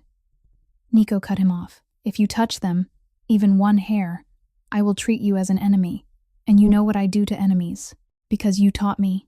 Salvatore looked at his son, and for the first time in his life, he didn't see the 12-year-old boy crying beside his mother's body. He saw a man stronger than he was, a man who had crossed through darkness and found light. Salvatore stood, didn't say another word, and walked out of the room. The underbosses watched him go, then turned back to Nico and bowed their heads, acknowledging the one who truly held power. When everyone had left, Nico stood alone in the old room. He walked to the wall where his mother's portrait still hung, the only photograph Salvatore had never dared to take down, even after trying to erase every other trace of her. The woman in the picture smiled, warm eyes, long black hair like a stream of night. I'm sorry, Mom, Nico whispered. I'm sorry it took me 21 years to find the truth. I'm sorry I became what you never wanted me to become. Tears slid down his cheeks for the first time since the night she died. But I'm going to change. I promise. I'll live in a way that's worthy of your love. He stood there and cried. Not out of weakness, but because at last, after 21 years, he'd been freed from the lie. At last, he'd spoken the truth. At last, he was free. Salvatore Castellano retreated to his mansion on Long Island, like a defeated king withdrawing to his last domain. The 20-room estate felt emptier and colder than it ever had. No more calls from underbosses asking for instruction. No more secret meetings in the late hours of the night. No more power. He sat alone in his study, staring at the photograph on his desk, a picture of a black-haired woman with a warm smile, the woman he had let die 21 years earlier. Maria, his wife, the mother of his son, the only woman who had ever looked at him like a man instead of a boss, and he had killed her. Not with his own hands, but it was no different. For the first time in 21 years, something like regret appeared in those steel-cold eyes, but he knew it was too late. Some things can't be forgiven. Some wounds never heal. That same day, Nico stood at the door of the small Brooklyn apartment whose address he'd known for a long time but had never visited. The apartment where Elise lived, where she returned every night after mopping floors for his empire, where she tucked a blanket around her brother and stared at stacks of hospital bills with eyes that were tired but never hopeless. He knocked. Elise opened the door, and when she saw the redness in Nico's eyes, she knew at once something had happened. "Are you all right?" "It's over," Nico said, his voice raw. "You and Jamie are safe. My father won't bother you anymore. Never again." Elise stepped aside and let him in. The apartment was smaller than he expected, older than he expected, but also warmer than he expected by far. Books filled the shelves. Family photos hung on the wall. Pictures of Elise and Jamie when they were little. Pictures of their parents smiling and happy. There was the smell of coffee and a faint trace of lavender. This apartment held what his penthouse didn't: signs of life, of love, of a real home. "What did you do?" Elise asked when they sat down on the old sofa. Nico looked at her, and then he told her. All of it. The confrontation with his father. The truth he had exposed in front of the underbosses. His mother, the night she died. The 21 years of living inside lies and guilt. He spoke without hiding, without softening, without building the walls he'd spent his life relying on. Elise listened without interrupting, without sighing, without offering pity. She only sat there, holding his hand, letting him say everything he needed to say. When Nico finished, she didn't say, "I'm sorry" or "that's terrible." She only squeezed his hand tighter and said, "You aren't your father, Nico. You never have to become him. He chose his path, but you can choose a different one." Nico looked at her. This small woman with blue-gray eyes and a heart stronger than anyone he'd ever met. The woman who had seen through him from the first moment. The first woman in his life who made him want to be better. "I know," he said softly, "because I have you." 2 weeks later, the day of Jamie's heart transplant finally arrived. Mount Sinai was busy as always, but the VIP waiting room on the 12th floor was quiet and tight with tension. Elise sat in her chair, stood up, paced, sat down again, unable to hold still. Nico sat beside her, outwardly calm, but his eyes never left the operating room doors for even a second. Francesca sat in the corner, occasionally getting up to bring coffee for everyone, trying to talk to lighten the heavy air.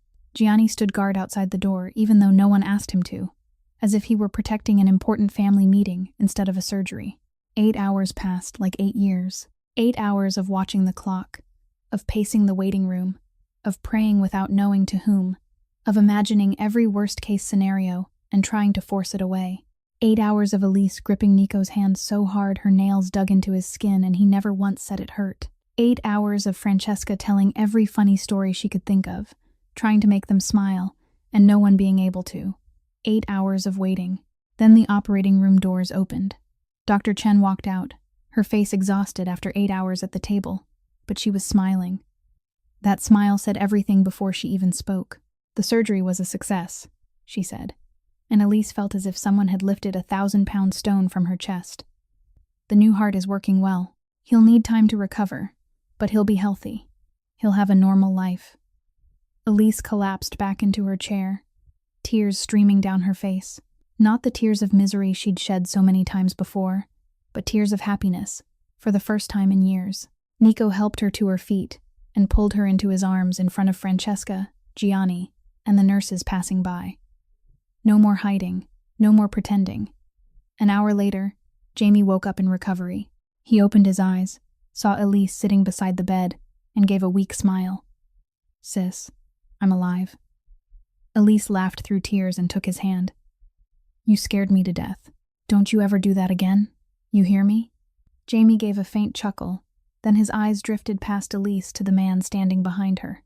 A tall man in a black suit, sharp-featured, gray eyes that looked cold but were watching Elise with unmistakable warmth. "Are you the man she told me about?" Jamie asked, his voice still weak. Nico stepped forward and stood beside Elise. "I'm Nico. You're the one who saved me? The one who paid for the hospital and the surgery?" Nico shook his head slightly. Your sister saved you. She worked 20 hours a day, slept 4 hours, sacrificed everything for years so you could live long enough to reach today. I only paid. Jamie looked at Nico for a moment. Then he laughed, even though the laugh was weak and stung a little. You talk like someone in a Mafia movie. Nico laughed, a real laugh, and Gianni stood at the doorway staring at his boss in disbelief. He'd been with Nico for 15 years, and this was the first time in 10 years he'd heard that sound. Jamie looked from Nico to Elise, then back to Nico. I like you, he said, honest and simple. You make my sister smile. And she hasn't smiled like that in a long time. Elise looked at her brother, then at Nico, then back at her brother. And she realized that here, in this hospital room, with her brother newly saved, and the man who'd changed everything, she was seeing the outline of a new family. A family she never thought she'd have. 1 month after Jamie's surgery, Columbia University officially held a ceremony to restore Elise Hartwell's honor. It wasn't large, it wasn't loud, only a few school representatives and an official letter of apology placed into her hands. But for Elise, it was everything she needed. The letter confirmed the plagiarism accusation was false, driven by personal retaliation. The letter erased every stain from her academic record. The letter invited her to return and complete the doctoral program that had been stolen from her 3 years earlier. Elise stood in front of Columbia's psychology department building, looking up at the familiar glass doors she'd walked out of in shame 3 years before. That day, she left alone, no one believing her, no one standing on her side. That day, she thought her life was over. That day, she didn't know she would become a cleaner just to survive. That she would mop floors for a Mafia boss. That she would face the devil and discover the devil had a heart, too. Today, she returned with her head held high. And she wasn't alone. Nico stood beside her, wearing a deep navy suit instead of black for once. He looked different in daylight. Less frightening, less like a Mafia boss, and more like an ordinary man than she'd ever seen him. How do you feel? He asked. Elise drew a deep breath, letting the cool New York autumn air fill her lungs. Like I'm coming back to life. Like someone finally sees the truth. Like 3 years of hell finally meant something. She looked up at the building, her eyes distant. 3 years ago, I walked out of those doors and thought my life was finished. I thought I'd never be able to come back. I thought I'd be a cheater in everyone's eyes forever. She turned to Nico. I didn't know that sometimes an ending is just a different beginning. I didn't know you have to lose everything to find what truly matters. They walked in together, the glass doors opening for them. Students passed by, looking at them with curiosity, whispering to each other. A young woman with chestnut brown hair and a tall, handsome man at her side. No one knew who Nico Castellano was. No one knew the man holding her hand was the boss of the largest criminal empire on the East Coast. They only saw a couple walking through campus, and that was enough. The department's new chair, the one who replaced Mitchell after he was fired and investigated, came to greet Elise with a sincere smile. She shook Elise's hand, welcomed her back, and spoke about the future of the doctoral program Elise would pursue. No one mentioned Mitchell. His name had been erased from every corner of this building, as if he'd never existed at all. After the meeting, Elise and Nico sat on a stone bench on campus, the same bench where Elise used to sit and read between classes, where she once dreamed about the future, where she once believed she could change the world with knowledge and passion. Thank you, Elise said, looking out at the trees turning gold and red for autumn. For what?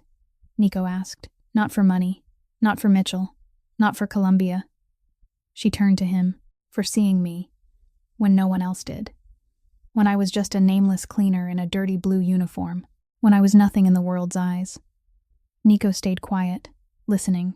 That night, in the conference room on the 58th floor, you called me useless, wasting air. Elise continued, her voice without accusation. You insulted me in Italian, thinking I couldn't understand. But you know what? You were the first person who truly looked into my eyes in 2 years. Even if it was to humiliate me, even if it was to despise me, you looked at me. You saw that I existed. She gave a faint smile. Do you know something? Sometimes being seen, even to be hated, is better than not being seen at all. Nico took her hand and held it tight. I'm sorry for what I said that night, for thinking you were worthless because of the uniform you wore. for being blind enough not to recognize the gem standing in front of me. I know, Elise said.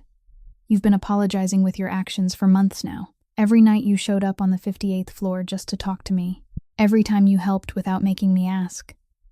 Every time you chose me instead of choosing what would have been easier. That's the real apology. Not words. Actions. It's not enough. Nico shook his head. It'll never be enough. What I said that night, what you endured for 3 years, nothing can ever make up for it. Elise smiled, warm and mischievous in a way Nico had begun to love. Then you'll have to spend your whole life making it up. Nico looked at her, eyes meeting blue-gray in the soft autumn light. Is that an invitation? It's a challenge, Elise answered, tilting her head at him. Do you dare accept, boss? Nico smiled, a smile only Elise ever got to see. I've never refused a challenge, especially not from you. Then he leaned down, and their lips met. Their first kiss happened right in the middle of Columbia's campus, the place where 3 years earlier Elise had lost everything, where she'd been torn apart by lies and injustice. Their first kiss happened under trees turning color, amid the laughter of students walking past, amid the ordinary life they both once believed they would never have. It wasn't a fierce, movie kind of kiss. It was gentle and slow, like a promise that didn't need words, like two people who'd walked through their own private hell and finally found each other on the other side, like two broken pieces discovering how to fit together. When they pulled apart, Elise looked into Nico's eyes and saw the future. Not a perfect future, not a fairy tale, but a future with him, with her, with Jamie, with the people they loved. And that was enough. 1 year after their first kiss on Columbia's campus, Elise stood before the doctoral dissertation committee with a confidence she wouldn't have dared to dream of 3 years earlier. Her research was titled, The Capacity for Redemption in Criminal Psychology, a Study of Human Change. She spoke about the forces that can lead someone who has fallen to find the light again, about the power of love and trust to heal the deepest psychological wounds. When a professor asked what had inspired the study, Elise smiled and answered with only 2 words: personal experience. The committee unanimously approved her dissertation with the highest praise, and Dr. Elise Hartwell was officially born from the ashes of the cleaning lady she once was. Jamie had fully recovered after the heart transplant. The frail, pale 17-year-old boy from before had become an 18-year-old young man, brimming with life, with a new heart beating strong in his chest.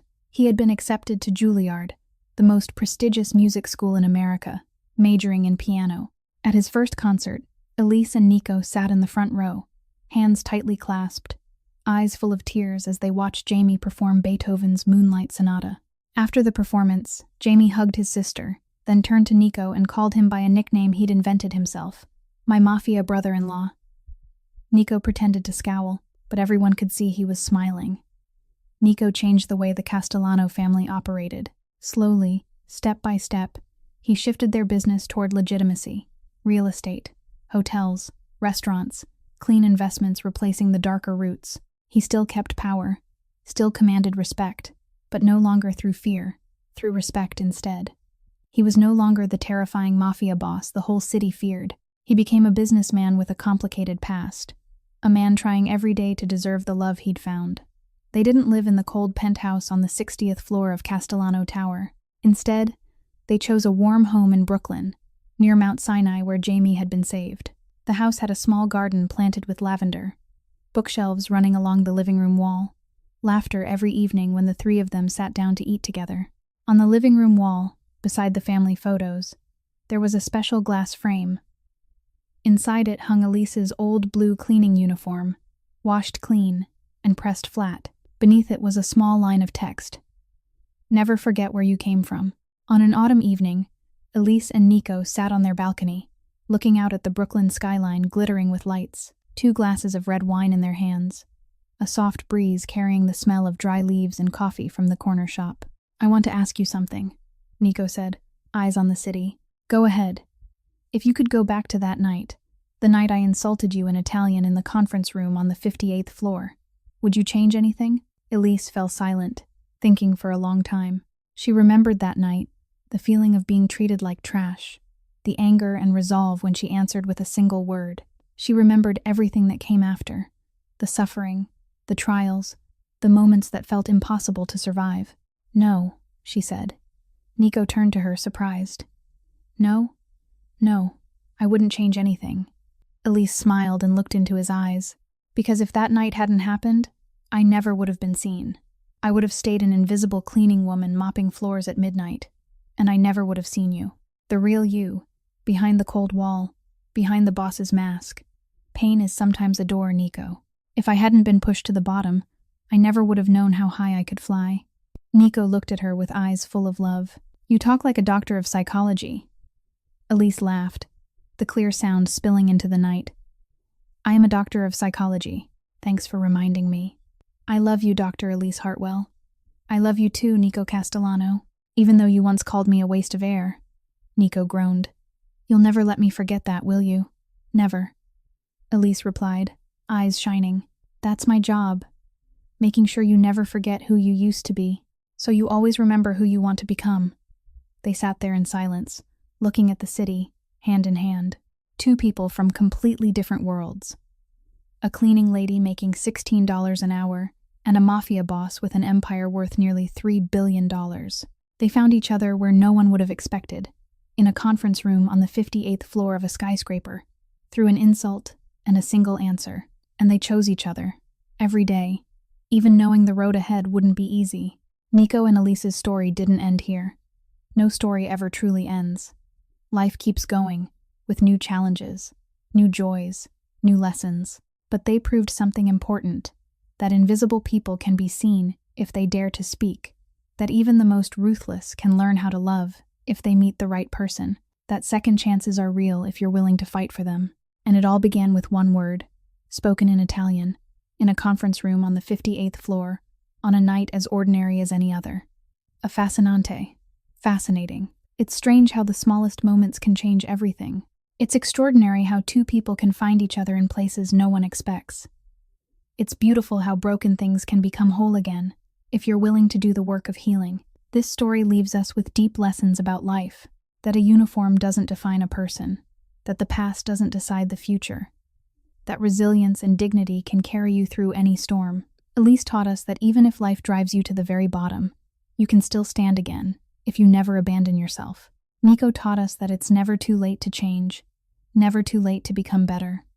If this story touched your heart, please hit the like button and share this video with the people you love. Subscribe to our channel so you don't miss another moving and meaningful story every day. We'd love to know how you feel about Elise and Nico's story. Have you ever felt invisible like Elise? Do you believe in redemption the way Nico experienced it? Share your thoughts and feelings in the comments below. We read every comment and cherish each message from the depths of your hearts. We wish everyone watching this video good health, a happy life, and days filled with joy. May you always find light in your darkest moments, and may you always have someone beside you when times are hardest. Thank you for listening. Goodbye, and we'll see you in the next video.